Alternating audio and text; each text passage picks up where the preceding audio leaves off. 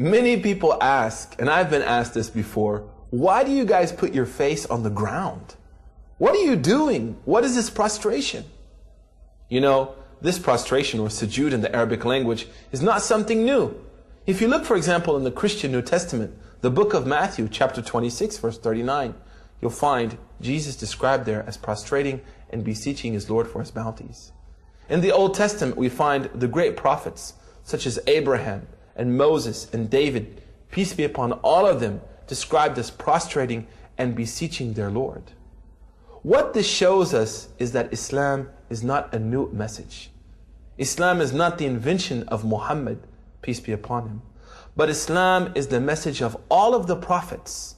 And the prophecy of Muhammad is the culmination of that prophetic message. It represents the zenith of the prophetic message to humanity. Now, what I would like you to do is try to imagine a way that you would show your submission to God. What would you do? What act would you exhibit if you wanted to show your submission to God? Is there any greater act than the act of prostration? I challenge you to prostrate to your Creator. Malcolm X, a famous convert to Islam, said the most difficult thing he had to do when he became a Muslim was to destroy the arrogance in his soul and prostrate to his Lord. And he said the reason that it was difficult was not because of his arrogance, but he knew that once he prostrated to his Lord and he tasted the sweetness of that prostration and submission, he would never prostrate to anything else again.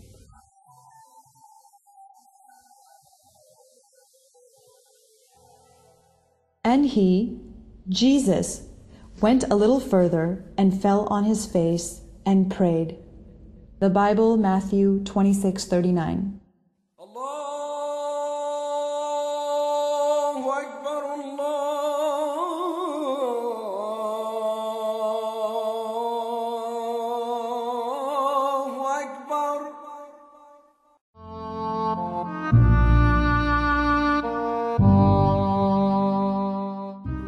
A Muslim is supposed to pay a financial obligation called zakah.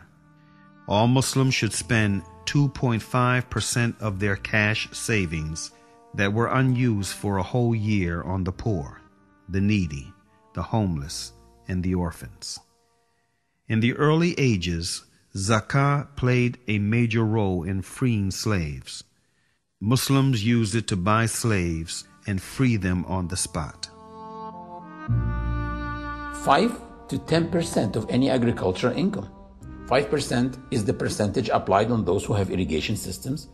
10% is the percentage applied on those who have no irrigation systems, but they depend on rain because they don't have much costs coming out of their pockets.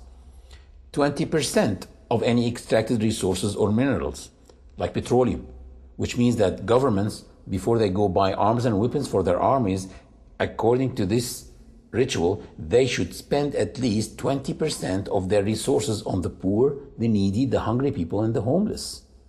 And guess what? This is not a charity. Zakah is the right of the poor on the rich.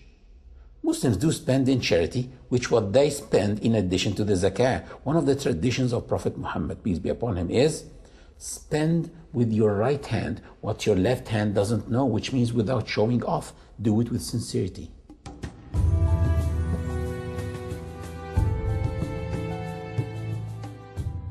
Muslims fast the month of Ramadan, which is the 9th month in the lunar calendar. In Ramadan, Muslims do not eat, drink, nor engage in any sexual activity from dawn till sunset. At dawn, one controls himself from approaching the lawful, eating, drinking, or any sexual activity with his wife. At sunset, he can practice any of that again, and this happens 30 times. At dawn, one controls himself. By sunset, he can practice any of that again. And next day, control. Practice, control, practice. Do you see what I'm doing? Looks like a workout. After 30 days, one becomes behind the wheel, driving this body, not his body driving him. He becomes in control of his stomach and his sexual organs. Fasting is a ritual of worship that enhances your patience and perseverance through the discipline. Allah said in the Quran about fasting, O you who believe, fasting has been prescribed on you as it was prescribed on those before you, that you might guard yourselves.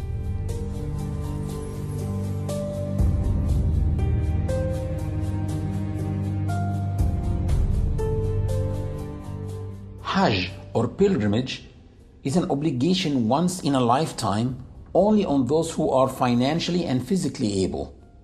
It shows the universality of this religion.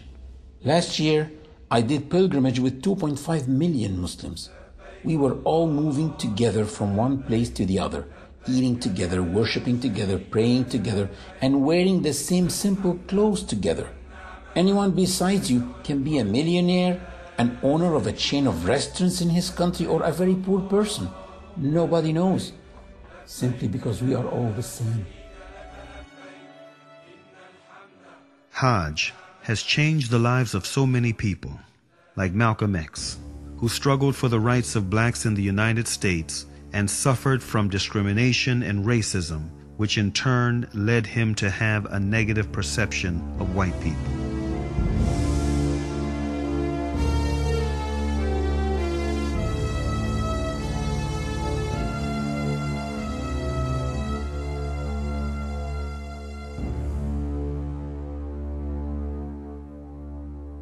After performing Hajj, he changed. He wrote a letter to his loyal assistants in his newly formed Muslim mosque in Harlem, asking them to duplicate it and distribute it to the press. He wrote, "In pilgrimage, during the past 11 days here in the Muslim world, I have eaten from the same plate and drank from the same glass with fellow Muslims whose skin is the whitest of white, their eyes are the bluest of blue, their hair is the blondest of blonde, and in their actions, and in their words, and in their deeds, I felt the same sincerity of the black people of Nigeria, Sudan, and Ghana."